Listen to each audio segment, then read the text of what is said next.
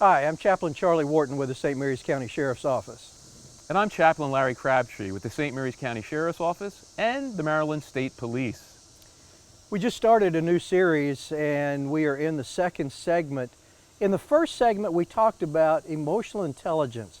One thing that we did not talk about in that segment, because I think it's worthy of a whole time slot of its own, and that is empathy. What is empathy? Yeah, I think it's important we actually address this and define that because, again, you don't typically get awards because, hey, you're an empathetic person. And it tends to be something, we talk about empathy, that might be seen as weak.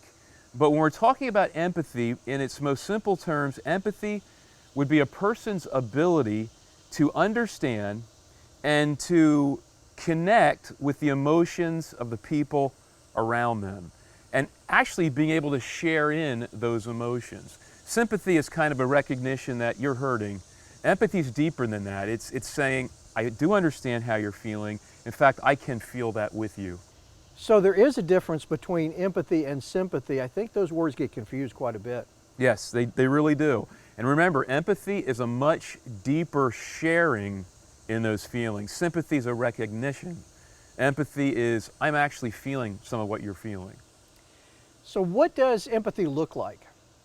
And again, this is going to be somewhat difficult for male law enforcement officers because men are not typically deeply connected with their feelings.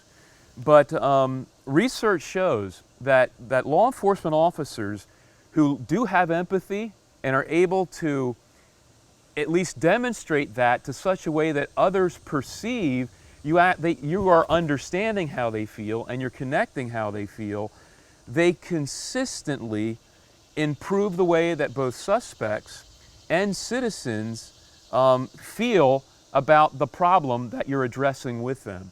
And so it's a tremendous help in law enforcement work. I think it's important when we look at this to understand that we're not all that much different than a lot of the people that we deal with. There's a lot of connection there. So this is not a very difficult concept. No, and I mean, we're human beings, we're people. And we all know that we have days that we're hurting, that we feel like we're not understood. There's days that we feel like things are out of control. And so if we just can hearken back to some of our own personal experiences and our feelings, then when we're relating with citizens and the public, and if we can stop in the midst of our actions and recognize, hey, they are feeling in some of the same ways I feel in maybe a similar situation, now perhaps we can police a little bit better because now we can form a rapport and a connection. And what's really positive about this is that, particularly in this day and age where police officers are being suspected by people of not caring, of being calloused, of just being roughnecks, that can be totally blown away when people understand, that man or that woman is actually connecting with how I'm feeling and they understand me. That's some pretty powerful police work. So how do we show empathy with the people that we deal with? You got to put away the us versus them mentality. I think we've talked about this in some past, and we'll continue to talk about that now in the future. But in police work, we have to realize that we are human beings, that we are in this together, that people do need help, and part of the help is not just dealing right away with the problem, because guys like to fix things. Again, this is a little harder for men. Men are fixers. So, hey, you called me, I'm here to fix it. Well, it's got to go a little deeper than that. So part of that fixing is also, I care about you, I care about what's happening in your life, so let me understand what's going on inside of you because perhaps that will help me deal with this situation right now. You talked about fixing something. We kind of get in trouble when we try to fix something our own way without taking into consideration some of the other options that people might prefer. I think it's a really good point, Charlie, because we have to remember, since it's not us versus them, we're in this together. And while we have one perception and one way we think it needs to be dealt with, we have to remember that the neighbors, the community, and those people involved have some buy-in in this as well. So it helps for us to understand what they perceive the answer is, what they perceive the problem is, and make sure that we can even communicate that back so that we're fully understanding what they're thinking and feeling. And that will engage us in being excellent police officers to really address issues that are solving things and that everyone's in agreement that that's being solved.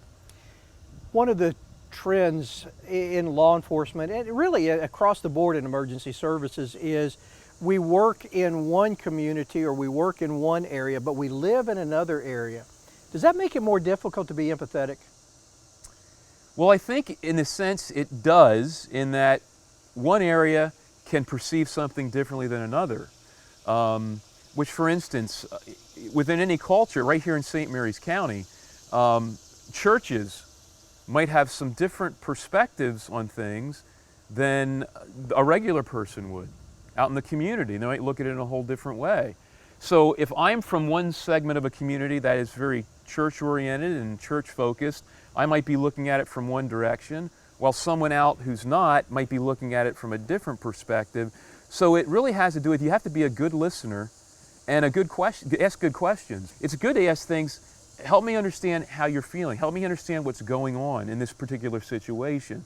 What do you think needs to be done to address this issue? Now, I think it's rare a police officer would ask that question, because we're here to fix something. But do you realize that simple question, even though you know it needs to be done, tells that person, I'm ready to listen, you have an issue, I'm here to help, how can I really help you? You're a very good counselor, and I think that's something that is in your toolbox. You may not be able to solve somebody's problem, but you know the questions to ask them to help them work through it. And in first responders and in emergency services, that becomes something very, very important, a very valuable tool. It is, and you will learn that, but you have to begin to practice it bit by bit. And again, it's a little different than the warrior that runs in and takes control. But I'm afraid, while that can be effective, and in certain instances it has to be effective because that's what you have. It's a highly escalated emergency situation. But honestly, I think most police work, there's time for us to engage a little bit and share and ask some questions that we better understand the situation and how is it I can serve you. Because as police, we are servants. So what else can be done to prove or to show empathy? You know, this is something really valuable for corrections officers. I think nowadays in research, there's something that's known as tactical empathy. And we often overlook this, that some of the best investigators and some of the best corrections officers are the men and women that can ask the questions to really get to know the people that they're dealing with. An investigator that can actually win over someone that they're talking to and engage in trust and say, hey, I'm really wondering and trying to understand what you're going through. They're going to be more apt to disclose information and what's going on in their hearts. And it helps you to diffuse situations, to uncover information that's needed to understand all that's going on. And it can also keep stuff from going bad just by saying, I'm listening. This is not something that is a manipulative tool, but No. it's something that shows that we're human, and that opens up those doors. It sets an open tone of dialogue and of trust and of genuine concern. Larry, thanks for sharing this very important aspect of this emotional side, the softer side of things. And as we are apt to do, be strong And be safe.